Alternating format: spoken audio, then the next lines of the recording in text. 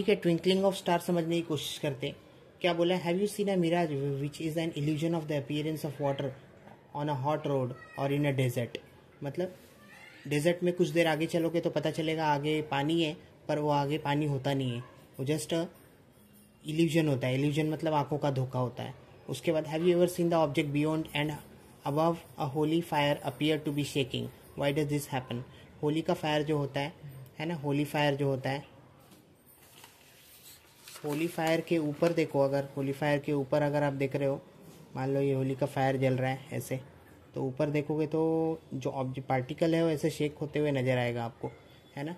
क्यों नजर आता है वैसा, वाई डज दिस हैपन। अब ये सब चीज़ें हम पढ़ेंगे। तो यहाँ पे local atmospheric condition affect the refraction of light to some extent.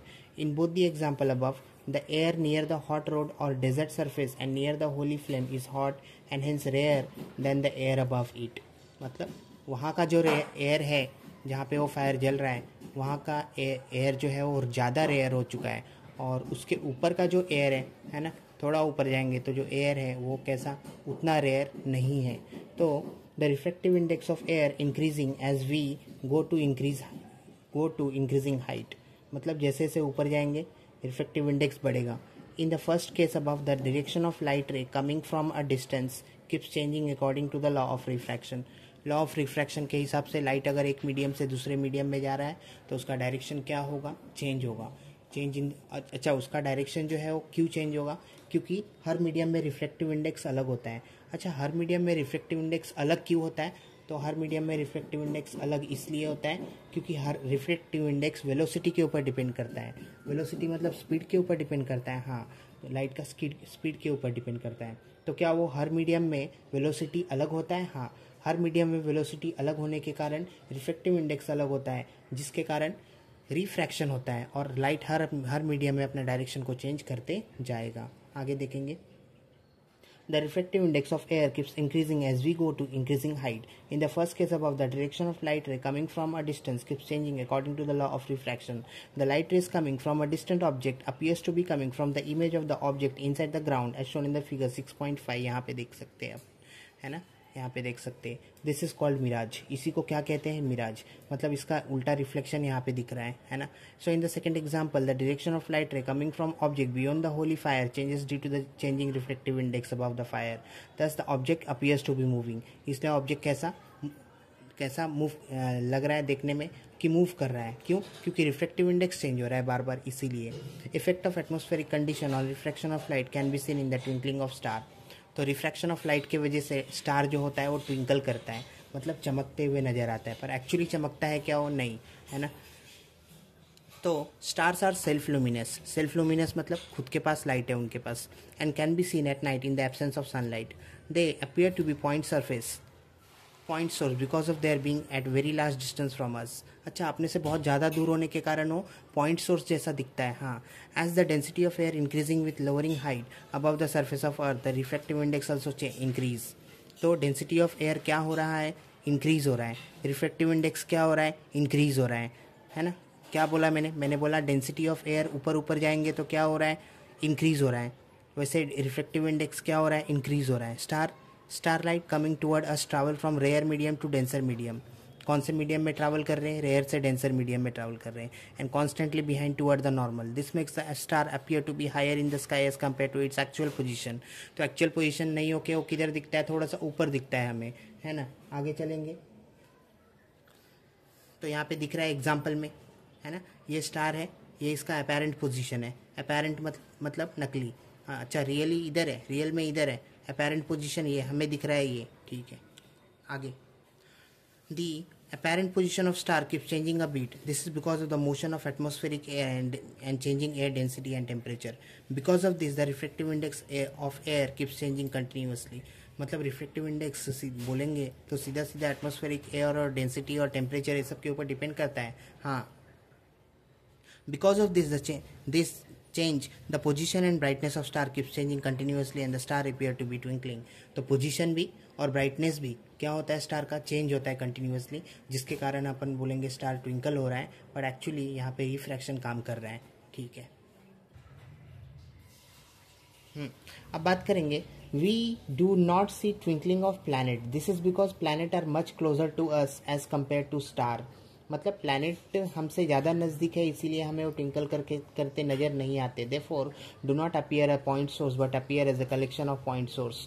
Because of the change in atmospheric refractive index, the position as well as the brightness of individual point source change. तो point source का brightness और position किसके कारण change होगा? Change in atmospheric reflective index के कारण, है ना, इसके कारण आगे बात करेंगे. But the average position and total average brightness remains unchange and planet do not twinkle. By sunrise we mean the appearance of the sun above the horizon, but when the sun is somewhere somewhat below the horizon, its light rays are able to reach us along a curved path due to the refraction through Earth's atmosphere as shown in the figure. Thus we see that sun even before it emerge above the horizon. मतलब सन उगने से पहले हमें उसकी रोशनी दिख जाता है. तो ये किसके कारण हो रहा है? रिफ्रैक्शन के कारण हो रहा है ना.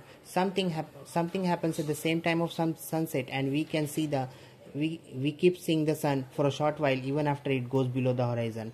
मतलब ऐसे ही हम उल्टा देखते हैं सनसेट के समय. मतलब सन चला भी जाएगा तो भी उसके लाइट को हम देख सकते हैं just because of refraction. Now dispersion of light क्या होता है?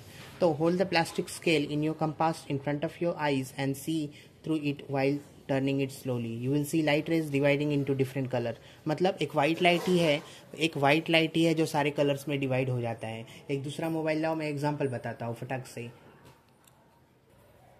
अब ये जो मेरे सामने एग्जाम्पल है, ये तो सर वाइट लाइट है. हाँ वाइट लाइट है. हाँ, ये वाइट लाइट को मैं दिखाऊंगा कि क्या इसके अलग अलग कलर होते हैं. हाँ, इसके अलग अलग कलर होते हैं. अच्छा, जो दूर से भी दिख जाए कलर हमें, वो रेड कलर होता है. कौन सा कलर होता है? रेड कलर होता है. सर क्यों ऐसा? क्योंकि रेड कलर का वेवलेंथ ज़्यादा है. क्या है? वेवलेंथ ज़्यादा है, 7500 एंगस्ट्रॉम है. ठीक है, अब मैं क्या करता हूँ कि ये वाइट लाइट को दिखाता हूँ कि क्या ये अलग अलग कलर में दिखता है, हमें डिस्पर्स होते हुए दिखता है. तो हाँ, ये दिख रहा है. तो अभी भी मुझे कौन सा कलर दिख रहा है? यहाँ पे रेड कलर दिख रहा है, समवॉट येलो दिख रहा है ना. तो मुझे पता चला है यहाँ से कि वाइट लाइट ही अलग अलग कलर में स्प्रेड हो सकता है, डिस्पर्स हो सकता है. ठीक है, तो white light is a combination of all the colour of light. सीधा बोल सकते हैं कि वाइट लाइट जो है वो कॉम्बिनेशन है ऑफ डिफरेंट कलर. ठीक है, यहाँ से पता चला. ओके, तो शुरू करते हैं. Dispersion of light. Hold the plastic scale in your compass. You will see light rays divide into different colour. This colour appear in the following order: violet, indigo, blue, green, yellow, orange, red. है ना, ऐसे दिखेगा VIBGYOR. So you know that light is electromagnetic radiation. Light क्या है? एक electromagnetic radiation है. Wavelength is an important property of radiation. और radiation का सबसे इंपॉर्टेंट प्रॉपर्टी क्या होता है? वेवलेंथ होता है. वेवलेंथ को किससे डिनोट करते हैं? लैम्बडा से डिनोट करते हैं. ये लैम्बडा है ना. तो distance traveled by the wave is called wavelength. Distance traveled by the wave is called wavelength. The wavelength of radiation into which our eyes are sensitive is between 400 and 700 nm. nm मतलब nanometer. In this interval, radiation of different wavelength appears to have different color mentioned above. The red light has maximum wavelength that is close to 700 nm, while violet light has the smallest wavelength that is close to 400 nm. 1 nm कितना होता है? 10 to the power -9 metre होता है. In vacuum, the velocity of light rays of all frequency is the same, but the velocity of light in medium depends on the frequency of light, and thus different color travel with different velocity. Therefore, refractive index of medium is different for different color. Her colour के लिए refractive index क्या होगा? अलग होगा. फिर से मैं बात करूँ अगर, तो ध्यान देना. In vacuum, the velocity of light ray of all frequency is same. Vacuum में जितने भी लाइट रेज हैं, है ना, जितने भी फ्रीक्वेंसी के, सबका वेलोसिटी क्या है? सेम है. But the velocity of light in medium depend on the frequency of light and thus different colour travel with different velocity. अच्छा, वेलोसिटी किसके ऊपर डिपेंड करता है? तो वेलोसिटी डिपेंड करता है फ्रीक्वेंसी के ऊपर डिपेंड करता है ना. किसके ऊपर डिपेंड करता है? फ्रीक्वेंसी के ऊपर डिपेंड करता है, जो कि क्या होगा? अलग अलग मीडियम में अलग अलग होगा. ठीक है, therefore the refractive index of medium is different for different color.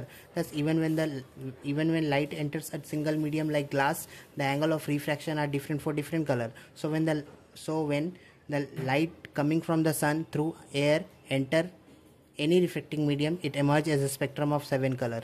है ना, तो 7 कलर के स्पेक्ट्रम में दिखता है. अच्छा, अब ये डेफिनेशन इंपॉर्टेंट है डिस्पर्शन ऑफ लाइट का. The process of separation of light into its component colour.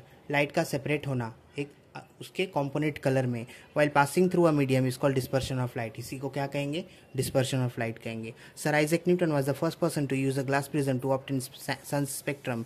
While with white light is incident on the prism, different color bend through different angle. Among the 7 color, red bend the least while violet bend the most. सबसे कम bending किसका हुआ? Red colour का। क्यों? Wavelength ज़्यादा है। Thus as shown in the figure, the 7 color emerge along different path and get separated and we get a spectrum of 7 color. हमें क्या मिला? स्पेक्ट्रम ऑफ 7 कलर मिला। एक बार फिर से डेफिनेशन क्या है? The process of separation of light into its component colour while passing through a medium is called dispersion of light। चलेगा?